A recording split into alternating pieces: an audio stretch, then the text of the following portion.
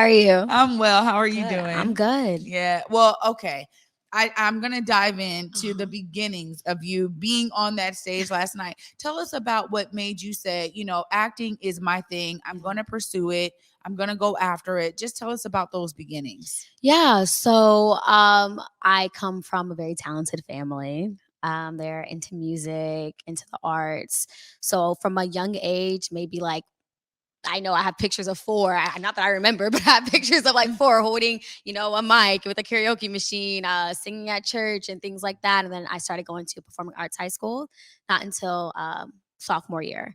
But yeah, I would say around 16 is when I really was like, okay, this is what I want to do. Wow. And, I had similar experiences. I started really young, but for me, it was like there was this thing about this love of on camera, on stage, all of that. Tell us about how theater has really kind of shaped who you are. Because I know for me, the experiences that I had they're so like earmarked in my history and like my memory as like bringing something different to my life. Tell us a bit about how theater has done that for you. Yeah. So for me personally, I used to have a tendency of being very reserved or quiet. And with theater, it's more like get it out, be more outspoken and things like that. So I think it has helped me shape my character, my personality, how I am today. Yeah. Yeah, I totally get it. I mean, and you were definitely putting it out there in the role of Frankie last Yes. night.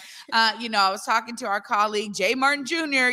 We sat up afterwards. I had to wait for him, and I was like, we just got to talk a little bit about what we just witnessed. This show is really a depiction of what so many families are experiencing in American life. Tell us a bit about how this show had this role that you're playing as Frankie, how that maybe connects to who you are and how you're able to really bring that character out on stage. Yeah, that's a great question.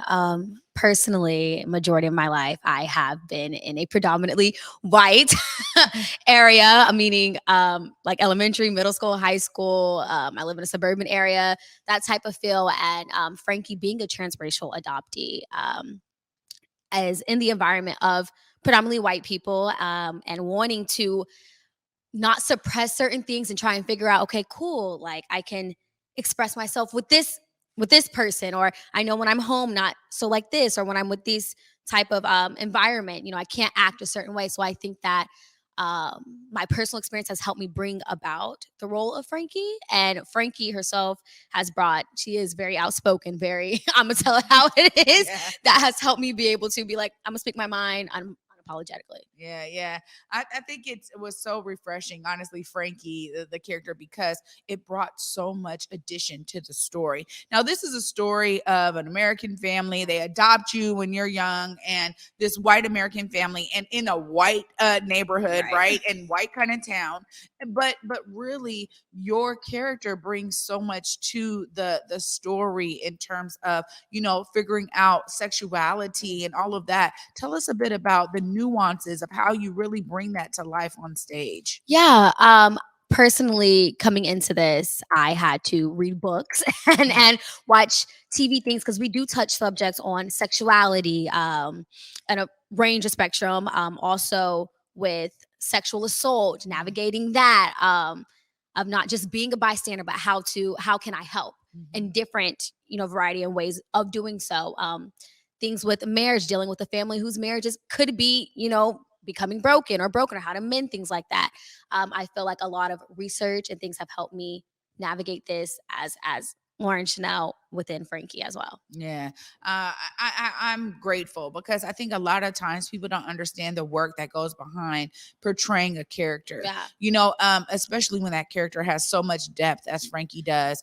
But aside from Frankie, there's this amazing cast that you're Yeah. around. I mean, you guys are singing, you guys are dancing, you guys are doing the full gambit. Tell us a bit about what it's meant to you to be involved in this amazing like cast. Sometimes it becomes like, oh man, everybody becomes family members. Just tell us a bit about how it is working with everybody on stage. Yeah. Coming into this was surreal. We're working with the Heidi, and it's she was the original, not the original, but she was in the Broadway production of Jagged. So coming into that, it's like, oh my gosh, like I gotta be top tier 10. I'm pretty sure we were all feeling like we all gonna be on tens.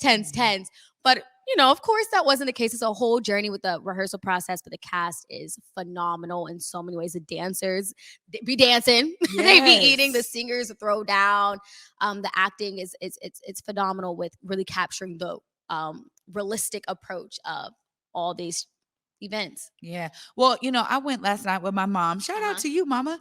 And it was beautiful because, the story of the mother in particular, right? And it mimics so much of what we're seeing in our country in terms of, abuse of opioids. And Mhm. it happens oftentimes from something like that, a car accident, a fall, an accident, right? Like in labor or something. Like we've seen this so much, the proliferation, and then you have this climactic event happening where it brings the family together, which I think is so indicative of what a lot of families experience to this day. Tell us a bit about those ebbs and flows in terms of emotion that you have to give to really portray, like, hey, look, I'm out on my own, and then you're like, oh my God, I got to be there with family. It Yeah. really is something that I think the audience really felt because you guys were really portraying it so beautifully. Yeah.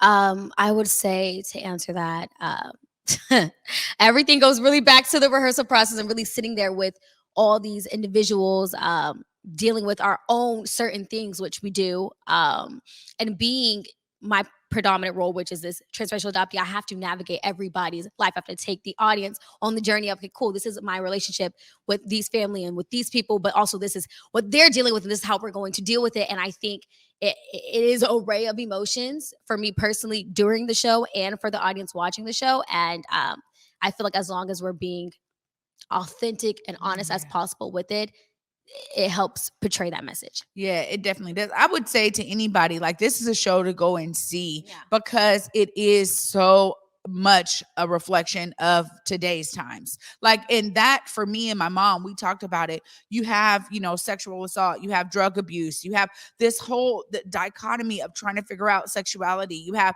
this perfect kid who's like dealing with trying to stay perfect for everyone. I mean, it really, there's like something for everybody in this show. And that was, I've said it before, but this was really like a real depiction of that for me. And being there with my mom, we were both like, man, okay, wow, oh well, goodness, that was that was amazing. But I want to call out something that was very special. The dancers, okay? Like, I mean, when I tell you the way that that one scene where he was with the mom and then dancing with, oh my God, it was like, and then the whole backward scene, oh my God, Insane. Favorite number. I mean, I was literally like this. I was like dumbfounded. Yeah. It was so well done, and I was excited. Just tell us about some of those high peak moments for you. Yes. Well, my favorite moments in the show is smiling, the backwards number, because it's backwards. And who can remember, cool, if this is what I look like, putting the mic down forward, okay, I have to now make it and then make it look kind of weird a little bit. Like this, it's fascinating. I'm not in that number, but I love watching that. And also Uninvited. Yeah, you have to come see it. You got to come see it. You got to come see it. But Uninvited, woo! But just the whole blackout with only one light and even like the dancing, them portraying and really showing that emotion in freaking, it's unreal. Yeah. Unreal.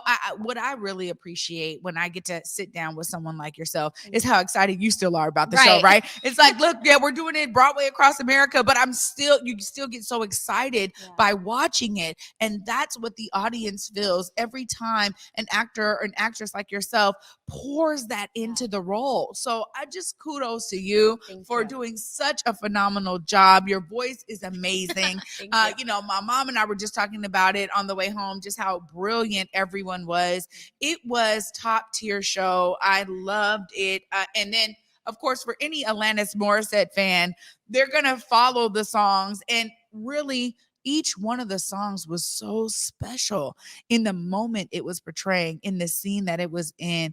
It was like it was written for this. And I'm telling you, for somebody who was like, man, we experienced her music years ago. And for it to see it like this is so phenomenal. So kudos to you. Thank you. Make sure you look right there. Let them know how long the show is going on and how they can get their tickets. We are here for a week. You can get your tickets either by going on jaggedlittlepill.com. The tickets are there. Look it up on Google. It's all there. Come see us in Seattle. Yes, absolutely. Lauren, thank you so much for joining me Thank you today. for having me. You're amazing. Thank you. Oh my gosh.